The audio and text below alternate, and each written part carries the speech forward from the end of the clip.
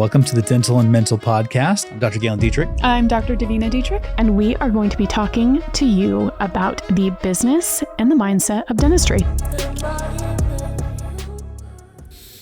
Welcome to the Dental and Mental Podcast. I'm Dr. Galen Detrik. I'm Dr. Davina Detrik. And you look fabulous today. So do you. It's good to be with you. It's good to be with you too, baby.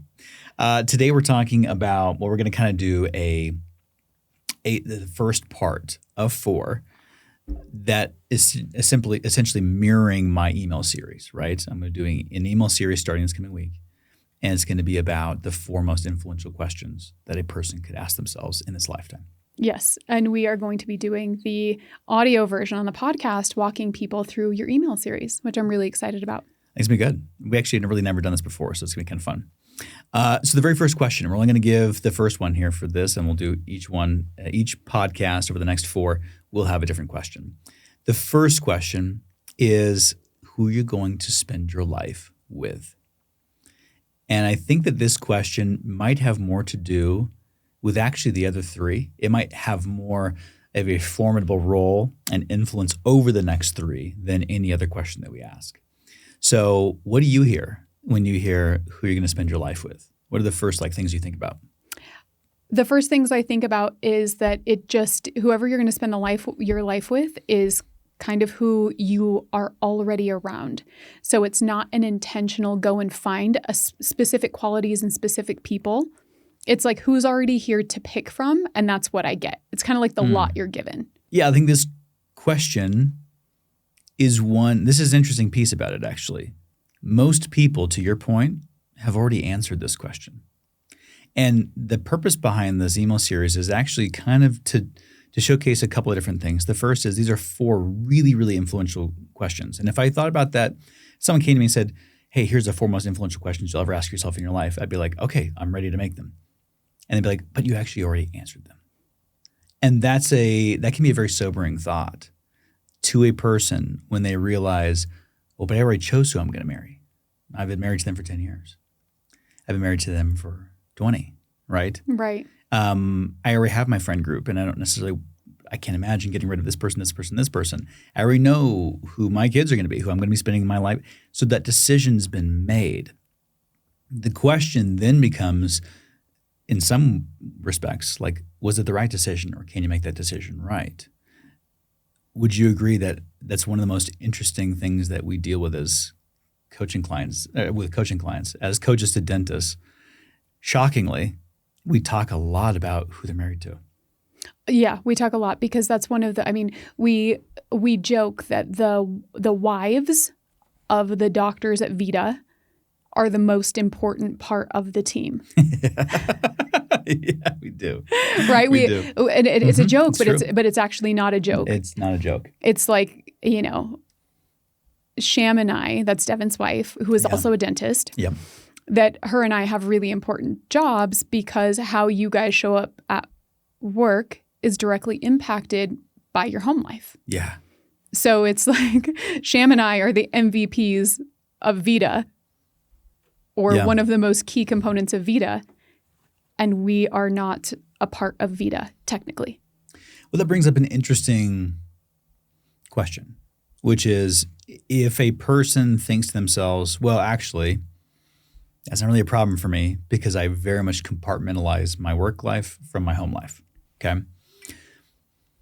That can be good in some respects, but what I've found, and I think what you try to coach as well, is the integration of those 2 to some respect, because there's a power that's given to you by your partner, by your spouse, that you can't find anywhere else. It's truly a power source, and it allows you to do some pretty amazing things in business. So compartmentalization isn't necessarily a great thing. It seems like it from the outside in, but it may not be. What do you think about that? Well, you had made this observation at one point, and I still remember it because I thought it was really, really brilliant. You said, and you were talking about it from the point of view of a man, where you said there has to be a place of peace and there has to be a place of battle, right? Where you're pushing, where you're moving the needle forward, where you're going and making an impact and a difference. Yeah. But your whole life can't be one or the other, right? No. Your whole life can't just be peace, or else there is no growth. and your whole life can't be chaotic, or you're going to redline and that's not going to sustain itself for any amount of time. Totally accurate. And so you had made the observation that if your home life is really chaotic, you're going to seek peace in your business. Mm-hmm. That you're not going to push, you're not going to go for growth because you're trying to manage your home life that is chaotic or on fire 100%. or there's a discontentment there, right? Mm-hmm. And vice versa, if you have a peaceful home life where you feel nourished and supported and that is good, it gives you the fuel to go and make moves in your business because you are having that balance of rest and battle. I love that. Well, you said it. And I was like, well, I love me. Well, I thought that was such an interesting point because we were looking at it through different lenses and we were having the conversation of people that we know and saying, oh, it's really interesting from a personal perspective. If we know that somebody is going through something in their home life, they really use their career as a place of peace. Like, do not rock the boat. Do not make things worse than they already are because my energy expenditure is already going to fix and repair things on my home front. I mean, one of the benefits of being able to work with dentists is that you start to really see patterns, but you can also see them in yourself better. Absolutely. Because you're looking at other people and you're like, oh man, I can see that clear as day.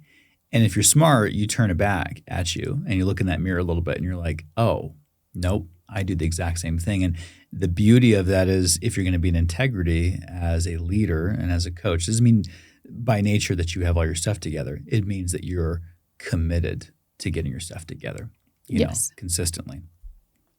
I think that observation came from a lot of, you know, to the credit of so many others, it came from looking at these patterns that kept showing up of dentists who had relatively chaotic home lives, meaning there was discontent, there was the inability to have hard conversations or very erratic, hard conversations that were happening just, you know, without any structure. And it would just bleed into this softness at work and their inability to have hard conversations there, their inability to make decisions financially, their inability to cut things, to be decisive in any way, shape, or form. And it was frustrating for us because it was like, well, I guess we have to unravel this problem first. Right. Yeah. That's one of the things that I think is interesting is that from what you and I do in a coaching perspective, we do go into those places that seemingly have nothing to do with business. And that's one of the places where we can get the most change rapidly. Yeah. Why is this perhaps the most influential question that a person will ask? What is it about, in particular, the person that you're married to or that you're spending your life with, that you've chosen to do that with?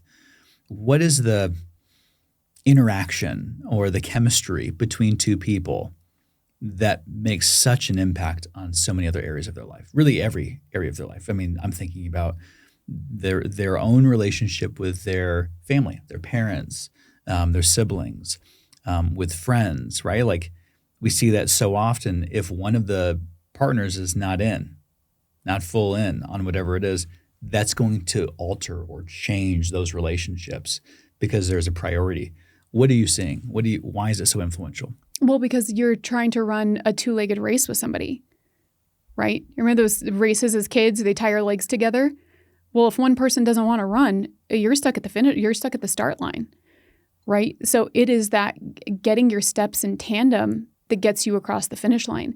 Because I think that we all understand intuitively, it's very hard to have a relationship where two people are so independent that nothing comes together and overlaps. Therefore, it's like, well, we've got to march in tandem or at least have an understanding about the direction that I'm taking. And you have to at least understand and be supportive or at least be neutral. Yeah. Right? So maybe not supportive, but neutral. Because What's the difference between the two? Supportive is like, I'm on board with you cheering, let's go. Neutral is, I don't have an opinion about it. So whether you want to do it or not, either of those things works for me. But when we go to the opposite, which is negative, that really impacts you, right? You start becoming secretive about the things that you're doing because you know you can't be fully honest with the other person. And we've had that conversation so many times about a doctor choosing to work with us and their spouse may not even be a part of the practice in any way, shape, or form, but they don't feel comfortable telling their partner about the financial investment that they're making Right. until they've recovered that money. And then they feel like they can go and tell that person because they have evidence, see, I made a good decision and it worked out. Which is typically backed by a history of perhaps making what they perceive to be or interpret to be bad decisions, right? Right. That either their partner or spouse said, you always make bad decisions, or they're feeling that, right? Maybe concocting that in their own head.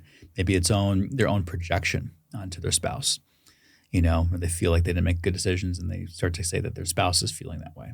We see both. Right. Yeah, absolutely. What's the difference between neutrality and indifference then in a situation like that? It seems like that could be a pretty easy line to blur. So indifference is not caring to the point of I'm not invested in you. Like indifference to me is I don't give a shit. That is very different than neutrality. Neutrality is like, okay, it is what it is. And that is the outcome of that is okay with me either way. Yeah. Okay. Right? The outcome, I'm at peace. So neutrality means that there is a peace. Indifference means that there's a lack of care. I like that. It's a good definition. And so those two things to me are not even in the same camp. And I think that you can feel it once you start playing around with things that you feel indifferent towards versus things that you feel neutral about. Internally, you can tell how far those things are apart when you feel the emotion of each. Okay, so let's kind of peel it back a little bit. So you have this idea of really deciding to spend your life with somebody, and the consequence of not necessarily doing that right or feeling like you didn't do that decision correctly is typically divorce or breakup, right? It's moving on from that person. That's what people perceive. Like, I have two choices. I just stick with it. Right. Or we break this thing apart, right? Is it because those are the only two choices that people perceive in their mind? Is that why this is such a disruptive and influential question to ask? Absolutely. And I think that there's a third option, which is reinvention. Okay. Right? There's a reinvention of relationships. Relationships can be seasonal. They can go through different periods, different structures. And I wish that option would be more on the table, because if you really look at relationships, they do have an evolution. They do have seasons. I've known you through so many different stages of our life, and you have been a different person. And I get to see and experience you becoming different. And I think that that is such a joy. And I think that it is such a privilege to be able to see your partner's reinvention. I agree with that. I definitely agree with that. Right? Like you have to have eyes to see. You have to have willingness to be able to see that, which will lead us to another thing here in a second. But yeah. But I think part of the problem is when you're with somebody for so long, and this can happen with family too, right? So it can be in a marriage relationship. It can also be in a family relationship, is that when you're around somebody for an extended period of time, they have a memory of you that may not be accurate of when it was today, right? So say very early on in your marriage, you did a lot of, you had a lot of failures. You were making really bad decisions. Well, part of it is if you have outgrown that and now you're really starting to get a handle and you are moving in a different way, that person can remind you of who you were 10 years ago and bring you right back into feeling like you're still that same person, and maybe not give you the credit for the evolution that you have made or the progress that you have made. And I do think that most times it comes from a good place, because they are trying to protect you from maybe something that was really devastating 10 years ago. So they bring it back up to remind you, like, we don't want to go down that path again.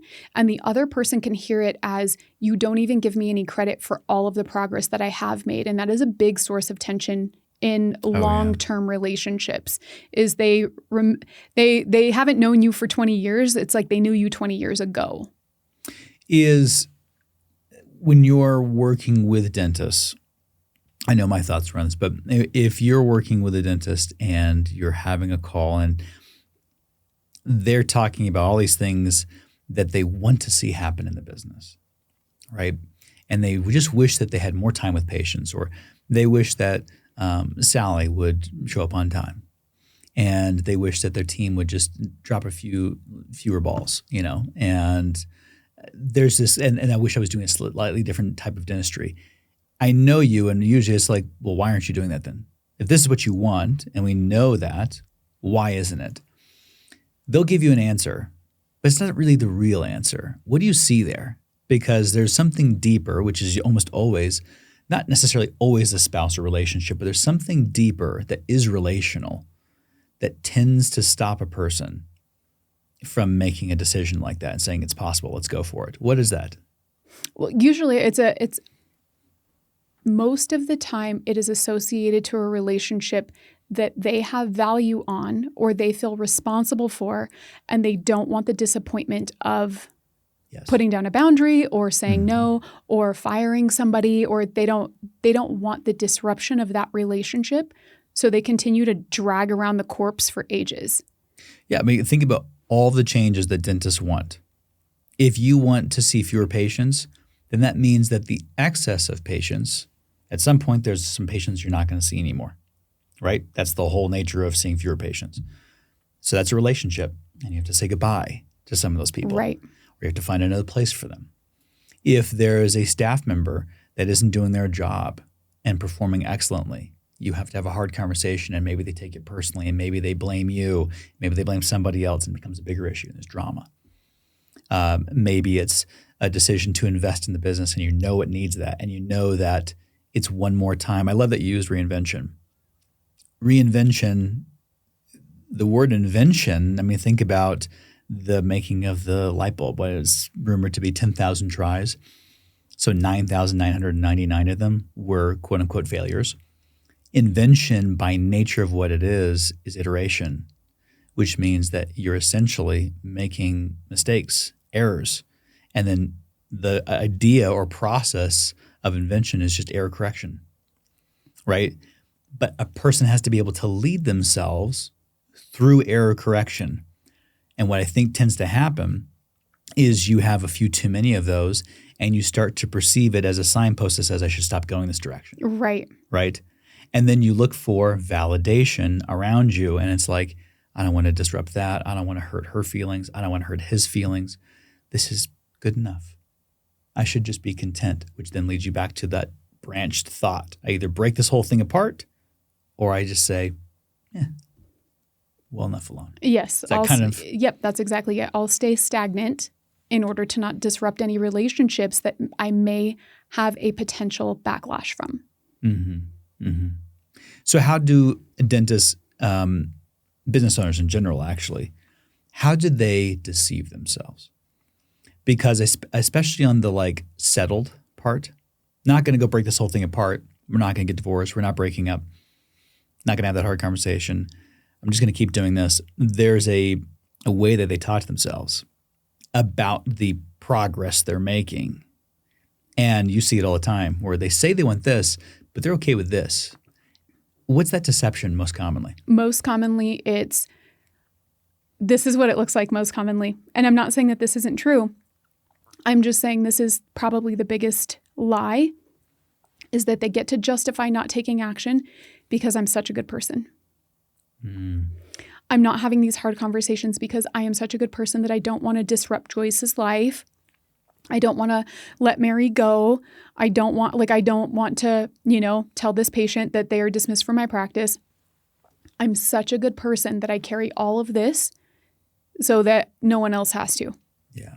And so so it's a great justification because, but the trade-off is you get to stay stuck, but you get to go to bed on your little pillow at night being like, look at me. I do all the right things, and you essentially get to be the martyr of your own life. Yeah. That's the booby prize.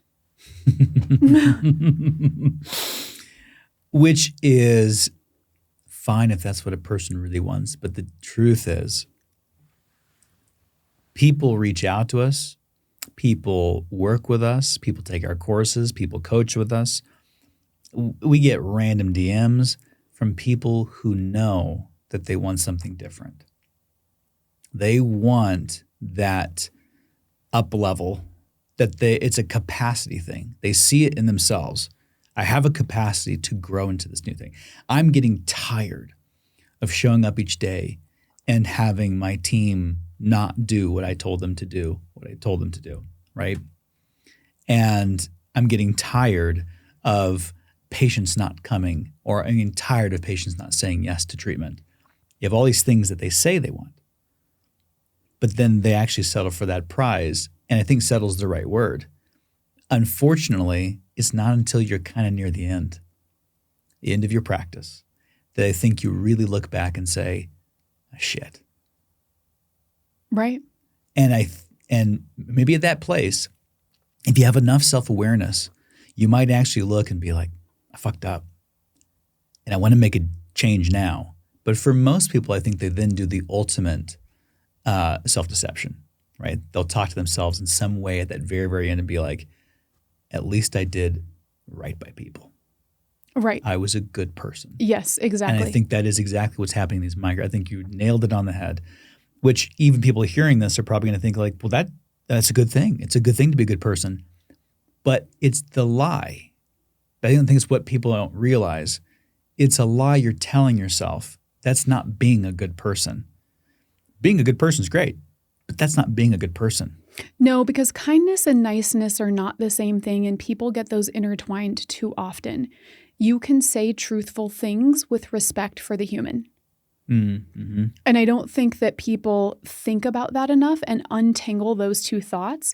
It's either I am going to not say anything at all, or I'm going to blow up on somebody and ruin it and break it down. But the other option is that you can say truthful things with respect for the human. Yeah, I love that. I love it because that is, if you're inventing electricity, it's nice to actually be able to look at the truth and see this didn't work. Right. What do I need to fix? Well, you might not have all the answers, so it'd be nice to have somebody who could help you, who could say, I think it was this. Why don't you change that? Let's iterate. And then you do that. And not everyone's going to have the ears to hear. That's okay. But that's not responsibility, right? Right. Personal responsibility is if you're going into a hard conversation, that you have respect for the human, right? You give that person that you are willing to help them along to their next their next evolution. So that could look like, hey, Joyce, I need to have a conversation with you. These things aren't working out. I don't think that you're a fit for this practice. But here are the things that I do see that that you do fantastic. And I think that there's probably a position for you somewhere out there where you can really use your gifts, talents, and abilities. And I'm willing to write a letter of recommendation for you for those certain things that I think that you're great at. Unfortunately, it's just not here. And I don't think that we're a good fit, right? That's respect for the human. That is truthful. That is honest. And so you can do that and help somebody else move into their next evolution and reinvention as well. Now, what people are afraid of is that Joyce is going to hear that and lash out and freak out and her whole life is going to fall apart. But that is personal responsibility. Can't pay her bills. And she gets to hear that however she wants, and she gets to take that and do whatever she wants with that information. But that is not your responsibility. Personal responsibility means that you're responsible for your side of the street. We can't moderate other people's reactions or emotional intelligence. There's actually a tremendous amount of arrogance in believing that you are somebody else's savior. Yes. I mean, a tremendous amount, especially because most people aren't doing so good themselves. So you think that you can go help all these other people, but you aren't helping yourself very well. Because if you don't have the boldness and the courage to be able to make these changes in your own life, you sure as shit shouldn't be trying to save and help and do these things for other people. You're actually stealing opportunities from them. You're taking that from them. I love that we have a coach and he's talking about money and about how this is such a great example of it, how paying full fee is a beautiful thing, and that what do dentists think? We think that we're good people if we give discounts. I feel bad for so-and-so. I feel bad for them. You don't really know their financials. You don't really know what they're up against. You don't really know the conversation between their head. You don't know any of that stuff. You just get the perception, the feeling that they can't afford it. So by discounting your work, you think you're doing a good thing. I'm guilty of it too. We've all done that. Right. But what's interesting is he said, paying full fee is a blessing. The ability to do that for someone, even the obstacle or challenge to pay full fee for someone and for their services is the opportunity to become someone bigger, better, more courageous, who is moving the direction of growth for themselves, right? Yep. When you discount, you take that from them. You rob them of that opportunity. And maybe that's the thing that they actually needed more than the work. Yeah, absolutely. Right? If you enjoyed this episode of the Dental and Mental Podcast and this topic resonated with you, we go so much deeper inside the Thrive Lab. So if you too want to be copied but not replicated, come join us in the lab. And just for you, because you listen to the podcast, if you want a full $1,200 off of the year-long subscription, just use coupon code podcast. See you then. And when we talk about this, confidence doesn't come from the work. Confidence makes the work possible. It is a person saying, I'm willing to spend this money in myself. I value who I want to look like and what I want to become. I'm willing to put money down. That's confidence, because confidence means with faith. Con fide, that's what it means, right? It's the act way beforehand. People think it's what you look like afterwards. That's not confidence. Right. It's the act beforehand. Yep, absolutely. We were talking a little bit about leadership earlier, and I think that when people look at this question, it's very easy to think what I said at the very beginning. It's easy to think, I already made this decision. Can I make it good? And I think what happens is a lot of dentists will then look and say, well, I'm willing to, but my spouse isn't. My partner isn't. So this is one-sided. What advice do you have for a person that's like that, that's in that place where at least they're telling themselves, they believe that they're willing to take on the responsibility for themselves to do the work? They just might not have the support. What do you tell them? Well, everybody thinks that, but nobody actually knows how somebody else will respond to you when you become a different version of yourself. I love that. They don't know. Love that. And so what they say is, okay, well, if you would just do this, then I could be this. And it's actually the inverse. It's you have to become something. You could see it in a very small way. If you go to a party and you're in a bad mood, how do people respond to you? Right? If you go to work and you're in a bad mood, how do people respond to you? Now, if you go all those same places and you just had the best day of your life, how do people respond to you? People will respond to you differently based on who you're being. Mm-hmm. And so this idea of, well, you've got to be different, it's actually kind of crazy. You have to be in a good mood so I can be in a good mood.